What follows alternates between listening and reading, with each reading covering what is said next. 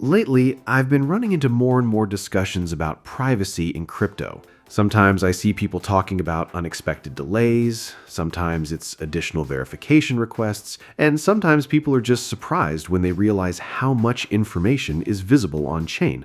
And that's actually something I've been thinking about for years. The longer I've been involved in crypto, the more I've come to understand that blockchains are incredibly transparent. Every transfer leaves information behind, and after a while, I naturally became interested in the privacy side of the industry. So that's how I originally started looking into crypto mixers and similar tools.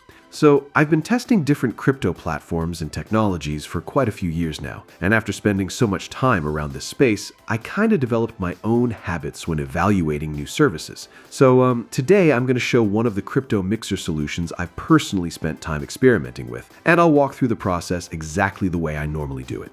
Alright, so the first thing I need to do is connect my wallet. There are several options available here, but I'm going to use MetaMask since that's what I normally use anyway.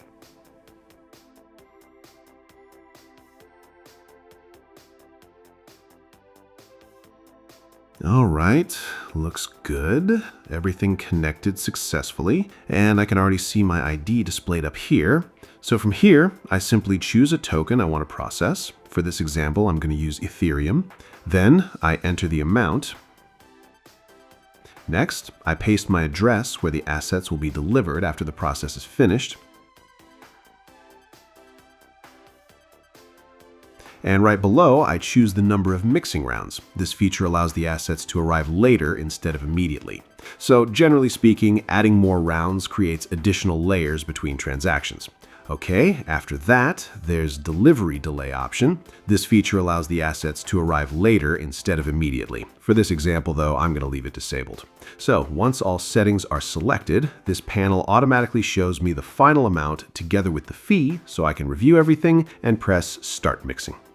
Here, I go through the details one last time. That's just something I've gotten used to doing over the years. And press Confirm. Okay, now process has started. From here, everything happens automatically in the background. And this part usually takes a little while, so I'm just going to let it run and come back later.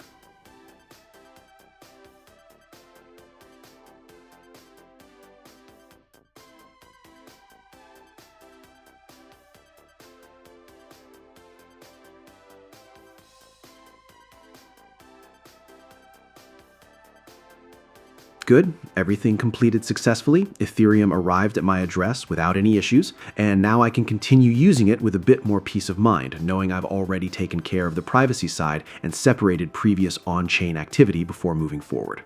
So one thing I've always found interesting about crypto mixers. Blockchains are public by default, so privacy-focused tools appeared naturally as the industry evolved. And from a technical perspective, I've always thought that part of crypto was fascinating.